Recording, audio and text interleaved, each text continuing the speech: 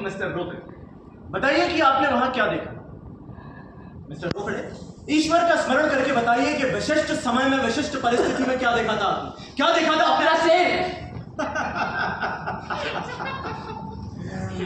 ये तो शुरू से यथा कहा तुम्हें। अरे बालू, फिर चांस नहीं मिलेगा तुझे। उत्तर दे जल्दी से। अरे घबराने की उसमें क्या बात है? जरा चार आदमियों की बोलना चलाना चाहिए नहीं क्यों दिशा में? हाँ और क्या यानी कि ये काम मुश्किल तो है।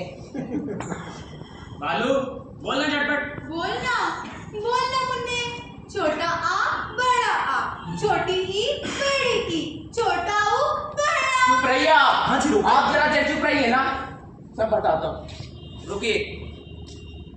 अभी कुछ दिन पहले मैं गया था उनके घर। किनके घर? मुझे टोकी नहीं बीच बीच में।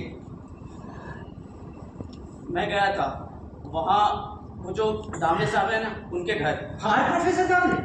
हाँ, तब तो उनके कॉलेज के हॉस्टल वाले कमरे की बात होगी। हाँ, ऐसे ही शाम का समय था, वहाँ पर ये मौजूद थी, यही बेनारे बाई। हंसिए, अब हंसिए ना। क्यों? अब क्यों चुप हो गई आप? बनाइए ना मजाक। यही बेनारे बाई थी वहाँ पर, दामले और ये। सुनिए ये सब इसी कोर्ट के खेल का हिस्सा है। सच बात। शांत रहिए। बताइए, आपने शाम को मिस बेनारे को प्रोफेसर दामले के कमरे में देखा? रात में ये कुछ व्यक्तिगत सा हो जा रहा है इस तरह तो। नहीं यार, ये तो इस मुकदमे का ही एक अंश है। आप ठहरिए थोड़ा सा। बताइए मिस्टर रोकड़े। मुझे ये सब पसंद नहीं है। इस सब का इस खेल के मुकदमे से क्या मतलब है?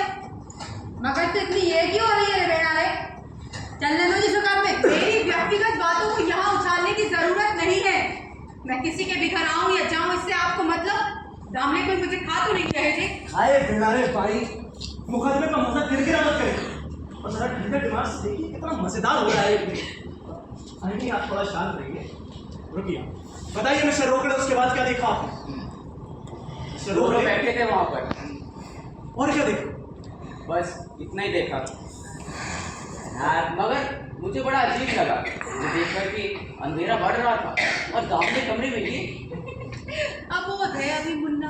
अच्छा, फिर मुझे देखकर आपके चेहरे पर हवाइयाँ क्यों उड़ने लगी थी? बोलिए क्यों? अब क्यों चुप हो गई आप? दामले ने बाहर के बाहर मुझे काट दिया, नहीं तो हमेशा अंदर बुलाकर बैठाते थे कमरे में। अब दामले साहब ने तुम्हें बाहर के बाहर ही क्यों काट दिया, ये तो वो ही जाने। पर मेरे चेहरे पर उड़ती हुई जो हवाइयाँ तुमने देखी, वो तो इस अफसोस में थी कि तुम्हें मेरे सामने ही काट दिया। लॉर्ड रोकड़े ने जो कुछ भी देखा, वो इससे आगे कुछ और क्यों नहीं देख पाया, ये तो वही जाने। मगर उनके सारे बयान को अभियुक्त के खिलाफ लिखा-पढ़ी में शामिल किया जाएगा। मिलॉर्ड, निश्चित ही अभियुक्त का आचरण संदेहपूर्ण है और ये बात किसी भी अन्य व्यक्ति की नजरों से देखने पर साफ जाहिर होती है। क्या साफ जाहिर होता है? मैं तो कल को प्रिंसिपल के केबिन में भी दिखलाई पड़ सकती हूँ, तो क्या मेरा चरित्र संदेहपूर्ण हो जाएगा? कुछ पता भी है? 65 वर्ष के हैं हमारे प्रिंसिपल। लॉर्ड, अभियुक्त के इस वाक्य को भी नोट कर लिया जाए। हाँ, क्यों नहीं? और 25 आदमियों के नाम तुम्हें दे सकती हूँ मैं, जिनके साथ घूमती फिरती हूँ अकेले। आए हैं बड़े मुकदमा चलाने, कुछ अर्थ भी जानते हैं इन शब्दों का। अभियुक्त का चरित्र संदेहपूर्ण है, सीधे सीधे शब्दों के अर्थ तो आते नहीं। लॉर्ड, अभियुक्त के इस वाक्य को भी अत्यंत महत्वपूर्ण होने के कारण नोट किया जाए। कौन सा सीधे सीधे शब्दों का समझ में नहीं आता ये?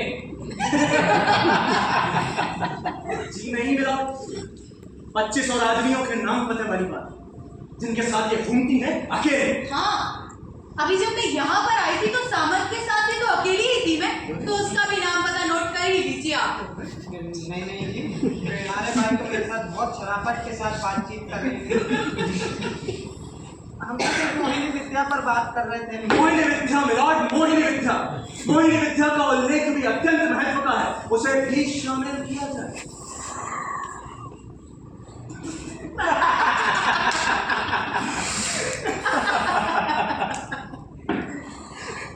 अगर सुधार में कोर्ट के नियमों कहाँ तक ठीक बैठता है? मिलॉर्ड, नहीं भी बैठ रहा तो लिख लीजिए ना, ये तो सिर्फ एक खेल चल रहा है। क्या कहूँ? Yes, this is just a game. यहाँ कौन सा सीरियस कोर्ट चल रहा है? सुखात में चला है। चलो यार, मजा आ गया आज तो। Thank you. भाई काशीकर भाई, वकील तो अच्छा मालूम पड़ता है, फिर इसकी वकालत चलती क्यों नहीं?